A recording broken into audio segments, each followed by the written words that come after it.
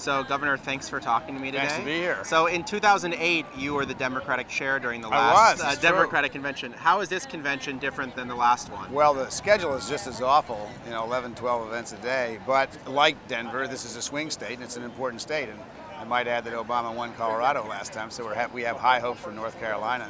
If the election were today, what do you think would happen? I think we'd win. Nate Silver has it, I think, 293 to, I don't remember what Romney gets, but I think we'd win. Yeah. How close do you think it would be? Well, 293 electoral votes, that's a decent margin. If the election were held today, we would win Virginia, which I think we will definitely win anyway, and Ohio and Florida. Now that you can't win if you're a Republican. You don't take even one of those states. I think we're going to win Virginia, and I think we'll win one of the two of Ohio or Florida, maybe both. The problem is for Romney is that middle-class people know that he doesn't care about them, and no matter what he does, he can't change that.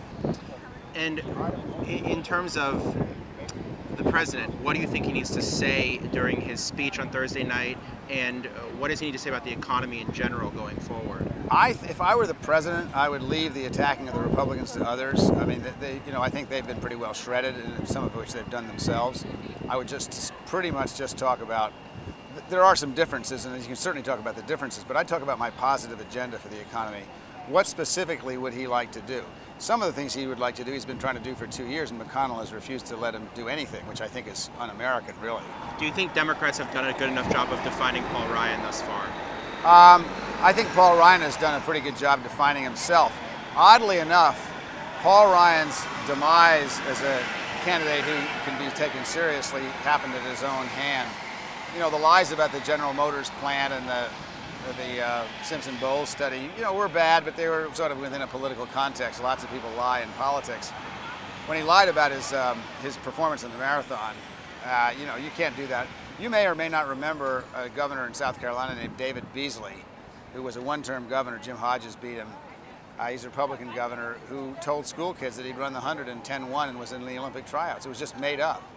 When Paul Ryan lied about his it's like cheating in golf. You do that and you kind of wonder why you should lead the country.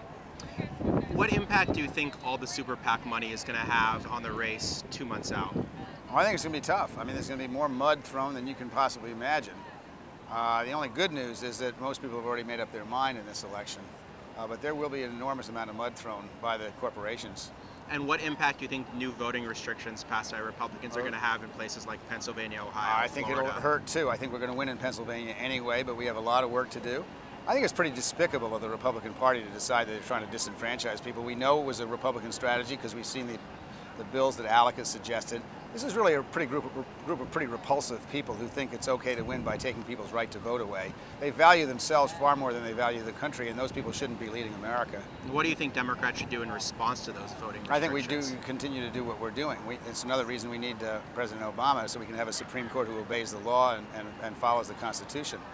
There's nothing in the Constitution that says that you ought to take away people's right to vote. Voting is a right. It's not like getting on an airplane. It's a right. And the Republicans are about taking away people's rights. They say they want small government, but not when they're wanting to invade your bedroom and tell you when you can and can't vote, what picture you need to vote. The last thing I wanted to ask you is, when you ran for president, you famously said you wanted to represent the Democratic wing of the Democratic Party. Right. What sort of shape is the Democratic wing of the Democratic Party in today? Much better, because this is a base election, and we've gotten a lot. I mean, we can complain about the health care bill all we want, but what I say to progressives is, okay, you complained for 3 years, now you get in line in the fourth year. This is the fourth quarter. The differences for the future of the country are enormous, not just for the people we say we care about, but for our own families and for democracy itself. Over the long term, you can't have a democracy which is based on the ability of corporations to buy elections, and that's what the Supreme Court has allowed by a narrow 5-4 margin. We've got to reverse that. We've got to have a country where ordinary people matter again, and I think that's what the Obama election is all about. Thank you, Governor. It's my Always pleasure. Nice to see you. Thank you.